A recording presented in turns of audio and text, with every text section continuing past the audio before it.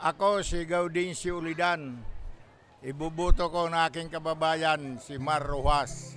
Babago ng kaunti kasi siya walang dukit sa korupsyon. Siya pinanganak na ang ginamit niyang kutsara ay silver na. Kaya makukonsensya na siya kung siya magiging kawatan pa sa gobyerno. Ako nananawagan lahat ng aking kababayan ng mga Bisaya na lahat ng kandidato na Bisaya, iboto nyo kasi Bisaya kayo. Salamat! Ako po si Adelaida Mira, taga Quezon. Ang iboboto ko ay si Binay. Pag nanalo si Binay, gusto ko maging mapayapa ang ating bansa. Kumbaga wala na yung mga kurap-kurap na ibinibintang sa kanya sa mga ibang politiko. Alam ko naman hindi niya gagawin yun. Ako si Rosario Aldabe, 70 na ang edad ko. Iboboto ko ay si Pope. Ay siyempre idol natin. Diba? Lahat na yun, idol, yung tatay, galing sa tatay, galing sa anak. Diba?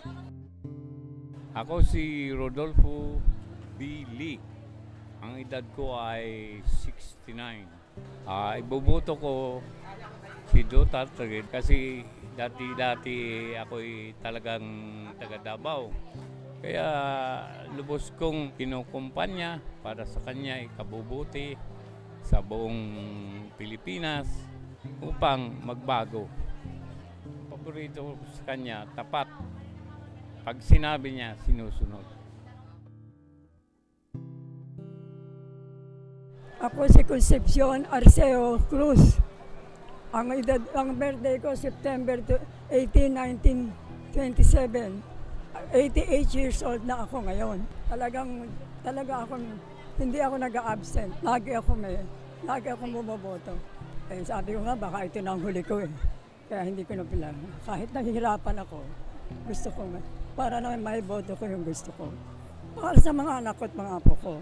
Para naman baka nakalin magkaroon sila ng magandang buhay dahil sila lalagay ko ngayon.